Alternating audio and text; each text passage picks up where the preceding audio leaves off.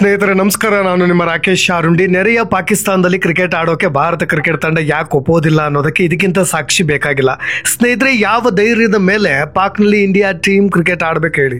ಅಲ್ಲಿನ ಭದ್ರತೆಯ ಬಗ್ಗೆ ನೂರಾರು ಅನುಮಾನಗಳು ಶುರುವಾಗ್ತವೆ. ಹೀಗಾಗಲೇ ಮುಂಬರುವ ICC ಚಾಂಪಿಯನ್ಸ್ ಟ್ರೋಫಿ ಪಂದ್ಯಗಳು ಕೂಡ ಇದೇ ಪಾಕಿಸ್ತಾನ ಮತ್ತು ದುಬೈನಲ್ಲಿ ಫಿಕ್ಸ್ ಆಗಿವೆ. ನಾನು ಮಾತ್ರ ಪಾಕಿಸ್ತಾನದಲ್ಲಿ ಕಾಲಿಡೋದಿಲ್ಲ ಅಂತ ಭಾರತ ಬಟ್ಟೆ ಸುತ್ತಕೊಂಡು ಹೊಡೆದ ಹಾಗೆ ಪಾಕ್ಗೆ ಕೌಂಟರ್ ಕೂಡ ಕೊಟ್ಟಿದೆ. ಅಲ್ಲಿ ಭಾರತದ ಕ್ರಿಕೆಟ್ ಆಟಗಾರರ ಜೀವಕ್ಕೂ ಕೂಡ ಯಾವುದೇ ಸೂಕ್ತ ರಕ್ಷಣೆ ಇಲ್ಲ. ಇದೀಗ ಭಾರತದ ಹಾದಿಯನ್ನ ಬೇರೆ ಟೀಮ್ಗಳು ತುಳಿಯೋ ಸಾಧ್ಯತೆ ಕಾಣಸಿಗ್ತಾ ಇದೆ.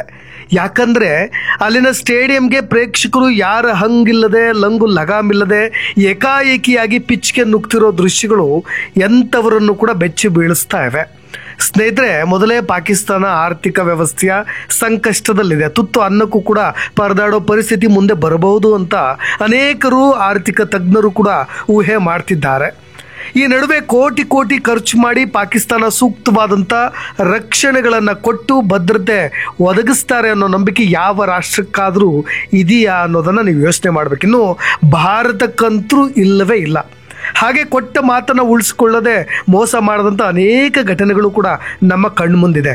ಸ್ನೇಹಿತರೆ, ದೃಶ್ಯಗಳಲ್ಲಿ ಗಮನಿಸ್ತಾ ಇರೋದು ಇತ್ತೀಚೆಗೆ ಉದ್ಘಾಟನೆಗೊಂಡಂಥ ಕರಾಚಿ ಸ್ಟೇಡಿಯಂ. ಈ ಕರಾಚಿ ನ್ಯಾಷನಲ್ ಬ್ಯಾಂಕ್ ಸ್ಟೇಡಿಯಂನ ಉದ್ಘಾಟನೆ ಮಾಡಲಿಕ್ಕೆ ಪಾಕಿಸ್ತಾನ ಕ್ರಿಕೆಟ್ ಮಂಡಳಿ ಭವ್ಯ ಕಾರ್ಯಕ್ರಮವನ್ನು ಆಯೋಜನೆ ಮಾಡಿತ್ತು. ಇಲ್ಲಿಗೆ ಪಾಕ್ ಕ್ರಿಕೆಟ್ ಆಟಗಾರರೆಲ್ಲ ಬಂದಿದ್ದರು. ಹಿರಿಯ ಕ್ರಿಕೆಟ್ ಸ್ಟಾರ್ಗಳು ಕೂಡ ಸ್ಟೇಡಿಯಂ ಉದ್ಘಾಟನೆಗೆ ಆಗಮಿಸಿದ್ರು. ಆದರೆ ಈ ಸಮಾರಂಭ ಹಾಗೂ ಕ್ರಿಕೆಟ್ ಆಟಗಾರರನ್ನ ಕಣ್ತುಂಬಿಕೊಳ್ಳೋಕೆ ಅಲ್ಲಿನ ಸ್ಥಳೀಯ ಅಭಿಮಾನಿಗಳು ಈ ಮದುವೆ ಮನೆಗೆ ನುಗ್ಗಿದ ಹಾಗೆ ಸ್ಟೇಡಿಯಂ ಒಳಗೆ ನುಗ್ಗಿ ಬಿಡ್ತಾರೆ. ಇಲ್ಲಿ ನಾನು ಅಲ್ಲಿನ ಕ್ರೀಡಾ ಅಭಿಮಾನದ ಬಗ್ಗೆ ಆಗಲಿ ಅಥವಾ ಆ ಕಾರ್ಯಕ್ರಮದ ಆಯೋಜನೆ ಬಗ್ಗೆ ಆಗಲಿ ನಾನು ಮಾತನಾಡ್ತಾ ಇಲ್ಲ. ಅಲ್ಲಿನ ಭದ್ರತೆಯ ಬಗ್ಗೆ ಪ್ರಶ್ನೆ ಮಾಡ್ತಾ ಇರೋದು. ಯಾವ ಎತ್ತರದ ಗೋಡೆಗಳು ಕೂಡ ಅಲ್ಲಿಲ್ಲ. ಇನ್ನೂ ಆ ಗೋಡೆಯನ್ನು ಹತ್ತಿ ಸುಲಭವಾಗಿ ಜನರು ಒಳಗೆ ನುಗ್ತಾ ಇರೋದನ್ನು ನೋಡಿದ್ರೆ ಮುಂದಿನ ಪಂದ್ಯಗಳನ್ನು ಅಲ್ಲಿ ಹೇಗೆ ನಡೆಸ್ತಾರೋ ಆ ದೇವರಿಗೆ ಗೊತ್ತು. ಸದ್ಯ ಭಾರತ ಆ ಲಿಸ್ಟ್ನಲ್ಲಿ ಇಲ್ಲ ಅನ್ನೋದೇ ನೆಮ್ಮದಿಯ ನಿಟ್ಟುಸಿರು. ಈ ಬಾರಿಯ ಚಾಂಪಿಯನ್ಸ್ ಟ್ರೋಫಿಯ ಆತಿಥ್ಯವನ್ನು ವಹಿಸಿಕೊಂಡಿರ್ತಕ್ಕಂಥ ಪಾಕಿಸ್ತಾನ ದುಬೈ ಹಾಗೂ ಪಾಕ್ನಲ್ಲಿ ಪಂದ್ಯಗಳನ್ನು ಆಯೋಜನೆ ಮಾಡ್ತಾ ಇದೆ. ಫೆಬ್ರವರಿ 19ರಿಂದ ಮ್ಯಾಚ್ಗಳು ಶುರುವಾಗ್ತಾ ಇವೆ. ಲಾಹೋರ್, ಕರಾಚಿ, ದುಬೈನಲ್ಲಿ ಪಂದ್ಯಗಳು ನಡೀತಾ ಇವೆ. ಭಾರತ ದುಬೈನಲ್ಲಿ ಆಡ್ತಾ ಇದೆ. ಫೆಬ್ರವರಿ 23ಕ್ಕೆ ಇಂಡೋ ಪಾಕ್ ಕ್ರಿಕೆಟ್ ಮ್ಯಾಚ್ ಕೂಡ ದುಬೈನಲ್ಲಿ ನಡೀತಾ ಇದೆ. ಆದರೆ ಈ ಕಾಂಪೌಂಡ್ನೇ ಹತ್ತಿ ಸ್ಟೇಡಿಯಂ ಒಳಗೆ ನುಗ್ಗಿರೋ ಕ್ರೀಡಾಂಗಣದಲ್ಲಿ ಮೊದಲ ಪಂದ್ಯ ಕೂಡ ನಡೀತಾ ಇದೆ ಅನ್ನೋದನ್ನು ನಾವೆಲ್ಲರೂ ಕೂಡ ಗಮನ ಹರಿಸಬೇಕು. ಕೇವಲ ಮೊದಲ ಪಂದ್ಯ ಮಾತ್ರ ಅಲ್ಲ, ಇನ್ನು ಇಂಗ್ಲೆಂಡ್, ದಕ್ಷಿಣ ಆಫ್ರಿಕಾ, ಆಫ್ಘಾನಿಸ್ತಾನ ಮ್ಯಾಚ್ಗಳು ಕೂಡ ಇಲ್ಲೇ ನಡೀತಾ ಇರೋದು. ಈ ಮಟ್ಟಿಗಿನ ಸೆಕ್ಯೂರಿಟಿ ಲ್ಯಾಬ್ಸ್ ಇರೋ ಜೊತೆಗೆ ಕ್ರೀಡಾಂಗಣದ ವಿನ್ಯಾಸವೂ ಕೂಡ ಈ ಮಟ್ಟಿಗಿನ ಕಳಪೆ ಇರಬೇಕಾದ್ರೆ ಹೇಗೆ ಇತರ ದೇಶದ ಕ್ರೀಡಾಪಟುಗಳು ಅವರು ಹೇಗೆ ಭದ್ರತೆಯಿಂದ ಅಲ್ಲಿಗೆ ಆಗಮಿಸಬೇಕು ಅನ್ನೋದು ಈಗ ಮುಂದಿರೋ ಪ್ರಶ್ನೆ ಆಗಿರೋದು. ಚಾಂಪಿಯನ್ಸ್ ಟ್ರೋಫಿಗೂ ಮೊದಲು ನಡೆದ ಈ ಘಟನೆ ಹಲವು ಕ್ರೀಡಾ ಅಭಿಮಾನಿಗಳಲ್ಲೂ ಕೂಡ ಆತಂಕವನ್ನು ಮೂಡಿಸಿದೆ. ಮುಂದಿನ ಪಂದ್ಯಗಳನ್ನು ಹೇಗೆ ಆಯೋಜನೆ ಮಾಡಲಾಗುತ್ತೆ, ಅಲ್ಲಿಗೆ ಯಾವ ಧೈರ್ಯದ ಮೇಲೆ ಇದೇ ಇಂಗ್ಲೆಂಡ್, ಸೌತ್ ಆಫ್ರಿಕಾ ಆಗಿರ್ಬೋದು ಅಥವಾ ಆಫ್ಘಾನಿಸ್ತಾನ ಆಗಿರ್ಬೋದು ಅಲ್ಲಿ ಹೋಗಬೇಕು ಯೋಚನೆ ಮಾಡಬೇಕು. ಇನ್ನು ಬೇಕಾಬಿಟ್ಟಿಯಾಗಿ ಮೈದಾನಕ್ಕೆ ನುಗ್ತಾ ಇರೋ ಆಟಗಾರರ ಭದ್ರತೆ ಬಗ್ಗೆ ಕಳವಳ ವ್ಯಕ್ತಪಡಿಸ್ತಾ ಇದ್ದಾರೆ. ಯಾಕೆಂದರೆ ಈ ರೀತಿಯಾಗಿ ನಾಳಿನ ಪಂದ್ಯಗಳಲ್ಲೂ ಕೂಡ ಅದೇ ರೀತಿಯಾದಂಥ ಘಟನೆ ನಡೆದು ಬಿಟ್ಟರೆ ಏನಾದರೂ ಆಗಬಿಟ್ರೆ ಯಾರು ಕಾರಣಭೂತರು? ನಾನಿಲ್ಲಿ ಪಾಕಿಸ್ತಾನ ಕ್ರಿಕೆಟ್ ಮಂಡಳಿಯ ಬಗ್ಗೆ ಒಂದು ಬಹುದೊಡ್ಡ ಗುರುತರವಾದಂಥ ಆರೋಪವನ್ನು ಕೂಡ ಇಟ್ಕೊಂಡೇ ಮಾತನಾಡ್ತೀನಿ.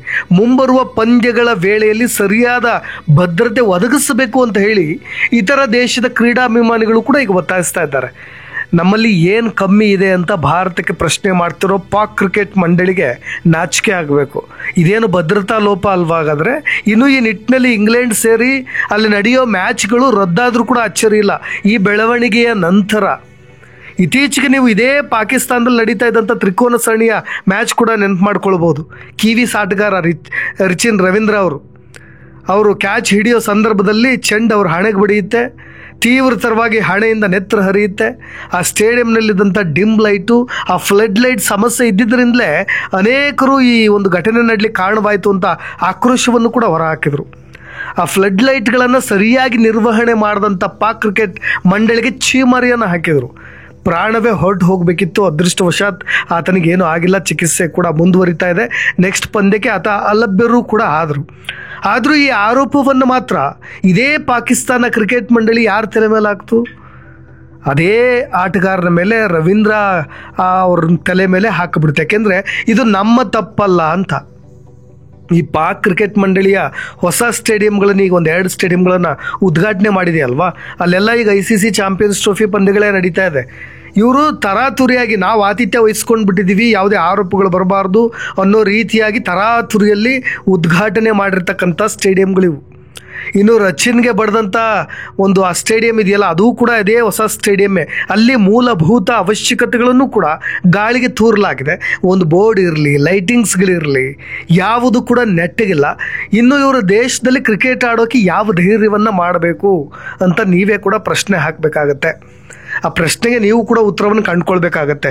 ಈ ನಿಟ್ಟಿನಲ್ಲೇ ನಾನು ಹೇಳ್ತಾ ಇರೋದು, ಮುಂಬರ್ತಕ್ಕಂಥ ಇದೇ ಫೆಬ್ರವರಿ 19ರಿಂದ ನಡೀತಾ ಇರತಕ್ಕಂಥ ICC ಚಾಂಪಿಯನ್ಸ್ ಟ್ರೋಫಿ ಪಂದ್ಯದಲ್ಲಿ ಇದೇ ಇಂಗ್ಲೆಂಡ್ ಮತ್ತು ಇತರ ರಾಷ್ಟ್ರಗಳು ಒಂದು ಗಟ್ಟಿ ನಿರ್ಧಾರವನ್ನು ತೆಗೆದುಕೊಂಡ್ರೂ ಕೂಡ ಅಚ್ಚರಿ ಇಲ್ಲ.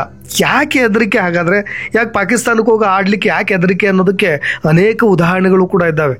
ಇದು ನಾವು ಮಾತನಾಡ್ತಾ ಇರೋದಿಲ್ಲ, ಅದರ ಟ್ರ್ಯಾಕ್ ರೆಕಾರ್ಡೇ ಹೇಳುತ್ತೆ. ಆ ಥರ ನಂಬಿಕೆಯನ್ನು ಉಳಿಸಿಕೊಳ್ಳದೆ ಬೆನ್ನಿಗೆ ಚೂರಿ ಹಾಕಿರ್ತಕ್ಕಂಥ ಅನೇಕ ಘಟನೆಗಳು.